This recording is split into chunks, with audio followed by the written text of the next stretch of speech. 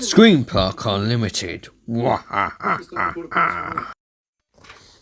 In this episode 20, we have two ghost stories from the Isle of Wight.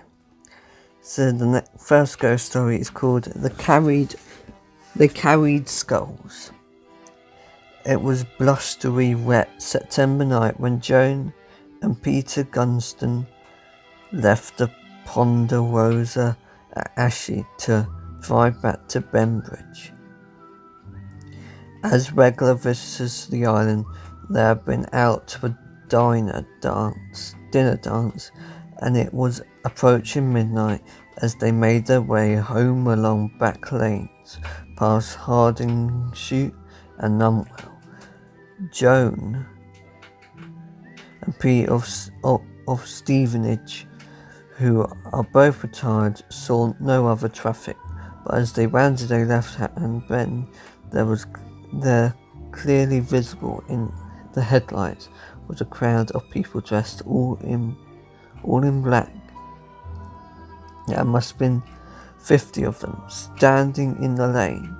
They wore long hooded robes, and several were brandishing poles adorned with ram's skulls, said Joan. Peter brought the car to a halt, telling his wife to lock her door and window. The figures started milling around the car, peering in at the frightened pair. They made no sound at all. Their faces were completely hidden by the hoods. Several of them raised their hands, and one passed a finger across its throat in a threatening gesture. We were extremely scared by this time, and Peter decided to drive on, Joan said. We thought they would get out of the way when the car started to move, but they continued to encircle us. Peter put his foot down, and I thought we would hit them. Instead, the car passed right through the figures. They weren't solid at all. As we made contact with them, they started to dissolve. After we had driven through the throng, I looked back. The lane was dark and completely empty. Totally unnerved by their experience, Joan and Peter did not stop to investigate further, but drove to Bembridge in a state of shock. They never been down that lane since. Who or what did we see that night? Could have been the spirits of Satanists, or perhaps witches from long ago, wondered Joan. The Gunstons' spirits may indeed be associated with the occult. For almost 400 years ago, in the reign of Queen Elizabeth I, witchcraft was practiced in Ashley. It is recorded in the Wye court rules, known as the Ashley Papers, that Agnes Porter, a widow residing within the jurisdiction of the Lord of the Manor of Ashley, was accused of being a witch, was burnt at the stake.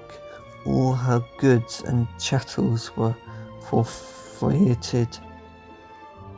Was what Joan and Peter witnessed that night a dark and sinister echo from the island's pagan past? They believe it was. And the next one is called The Phantom Maid.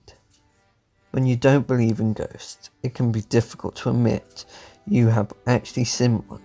Robin Thornton, who owned ran the Old Park Hotel at St. Louis near Ventnor, found himself in exactly that situation some years ago, when the phantom of a young Victorian maid servant floated past him. There has been a dwelling on the site since the 14th century, although most of the buildings date from the 19th century. Robin, who lived at Old Park for over 50 years, was working in the oldest part of the building when something caught his eye.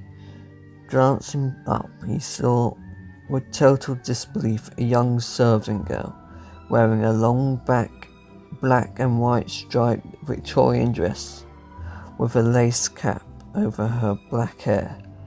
It was quite fascinating, and I was not at all afraid. She did not appear solid.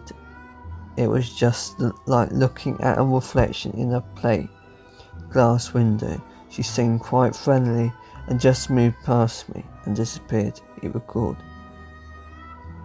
Robin and his wife Shirley always found the old park to be a warm and friendly place.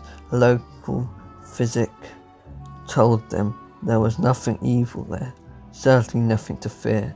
But then, as Robin said, why should there be? There is no such things as ghosts. In 1999, the hotel was bought by the Sharp family, who won Old Park as a child-friendly holiday destination. So that's the end of this episode of the Ghost Stories. So it's time to say, cue those credits.